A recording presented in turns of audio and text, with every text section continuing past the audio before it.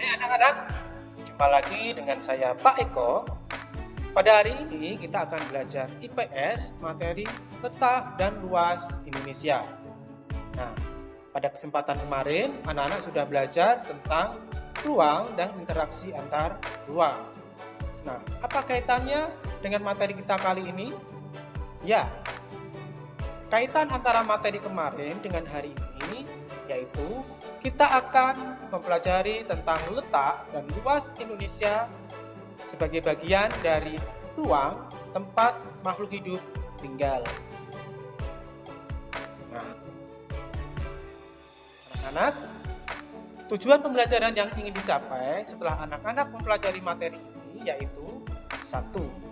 Dengan menggunakan media jelajah Nusantara, siswa mampu menjelaskan lokasi peta dengan benar. Yang kedua, dengan menggunakan media jelajah Nusantara, siswa mampu menjelaskan letak dan luas Indonesia dengan benar.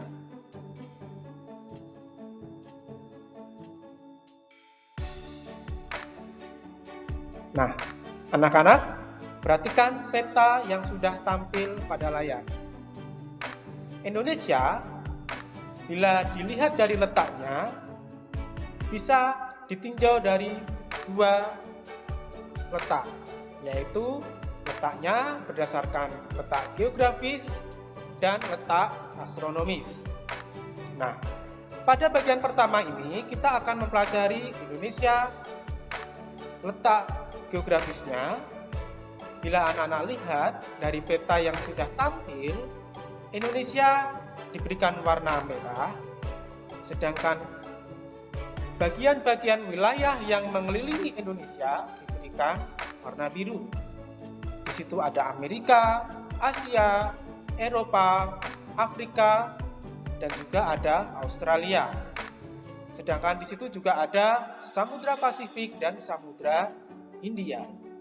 Nah, lalu letak Indonesia secara geografis apa sih? Nah, letak Indonesia secara geografis berada di cross position. Apa itu cross position? Yaitu di antara persilangan dua benua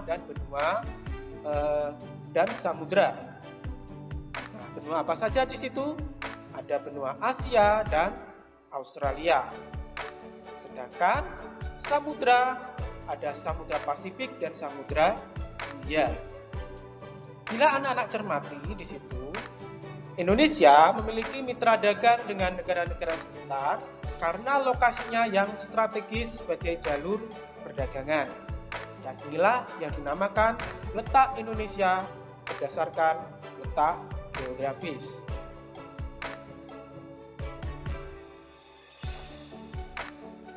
Nah, di layar anak-anak kini sudah muncul peta Indonesia dari Sabang sampai Merauke. Indonesia wilayahnya diberikan warna biru, sedangkan wilayah lain diberikan warna putih. Nah, bila anak-anak lihat di situ ada angka-angka di sekitar peta Indonesia. Ya, itulah yang dinamakan garis bujur dan garis lintang. Letak astronomis Indonesia itu dilihat dari posisinya berdasarkan garis bujur dan garis lintang. Nah, ini ya, letak Indonesia bila ditinjau dari letak astronomisnya, di situ adalah letaknya berdasarkan garis lintang dan garis bujur. Apa itu garis lintang? Ada dua garis lintang, yaitu lintang selatan dan lintang utara. Lintang utara di situ adalah garis yang berada di sebelah utara garis khatulistiwa. Sedangkan lintang selatan itu adalah garis yang berada di selatan garis khatulistiwa. Apa itu garis khatulistiwa? Nah, betul. Garis khatulistiwa itu adalah garis khayal yang seolah-olah membagi bumi menjadi dua bagian, yaitu bagian utara dan bagian selatan. Sedangkan garis lintang atau di sini nanti ada lintang utara dan lintang selatan. Lintang utara itu adalah berada di sebelah utara garis khatulistiwa atau berada di sebelah utara garis 0 derajat. Sedangkan garis lintang selatan itu adalah garis di sebelah selatan garis khatulistiwa atau di sebelah selatan garis 0 derajat.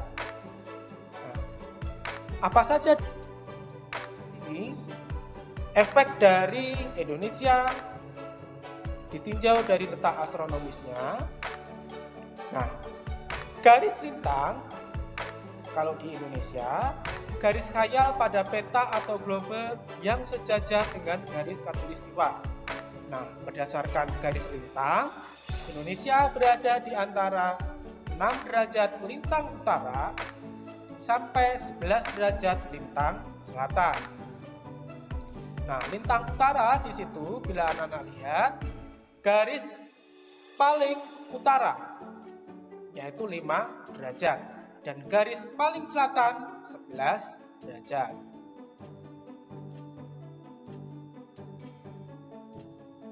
Nah, Indonesia bila ditinjau dari letak astronomisnya di sini memiliki ciri-ciri: 1. Curah hujan yang tinggi.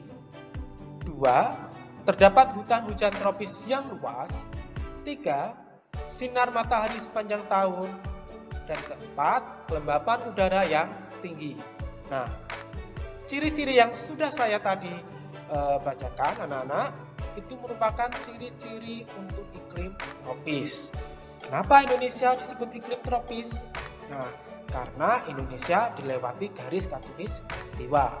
Sehingga pada iklim tropis ini hanya ada 2 musim, musim kemarau dan musim hujan. Nah, dari sini kita juga bisa melihat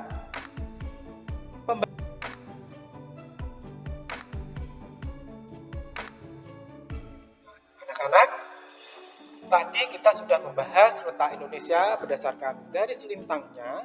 Sekarang kita akan membahas Indonesia berdasarkan garis bujur. Apa itu garis bujur? Nah, garis bujur itu adalah garis khayal pada peta atau globe yang menghubungkan kutub utara dan kutub selatan bumi.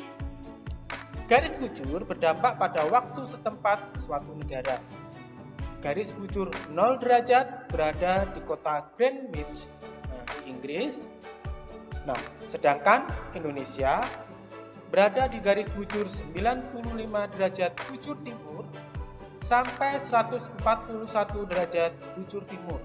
Nah, kenapa Indonesia berada di bujur timur? Karena letaknya di sebelah timur kota Greenwich.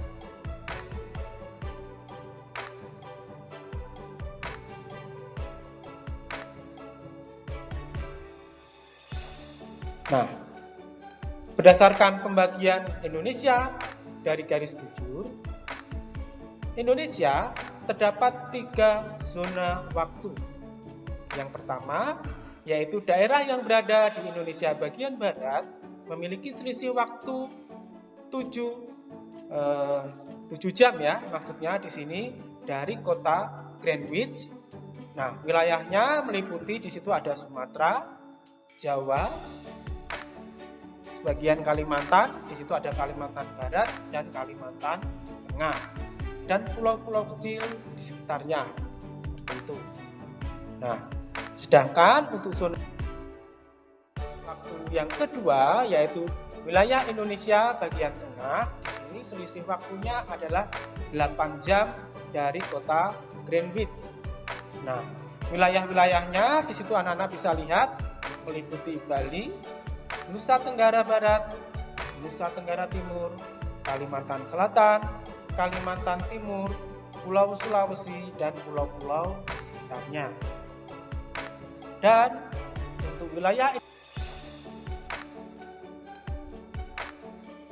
Indonesia bagian timur, anak-anak. Nah, waktu Indonesia bagian timur di sini selisih waktu 9 jam. Wilayahnya antara lain Maluku, Papua, Papua Barat, dan pulau-pulau kecil di sekitarnya.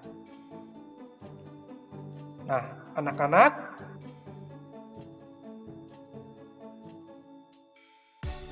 Kini sudah tampil peta wilayah Indonesia. Mari kita cek sejauh mana anak-anak memahami materi kita pada kali ini.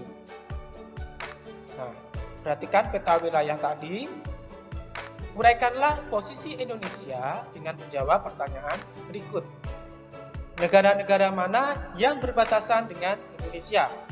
Nah, untuk bagian A, silakan anak-anak menjawab negara-negara yang berbatasan dengan Indonesia di sebelah timur, selatan, barat, dan utara. B, samudra yang mengelilingi wilayah Indonesia. Ayo, tadi ada samudra apa saja? Silahkan anak-anak bisa dicek kembali. C, benua yang berdekatan dengan wilayah Indonesia.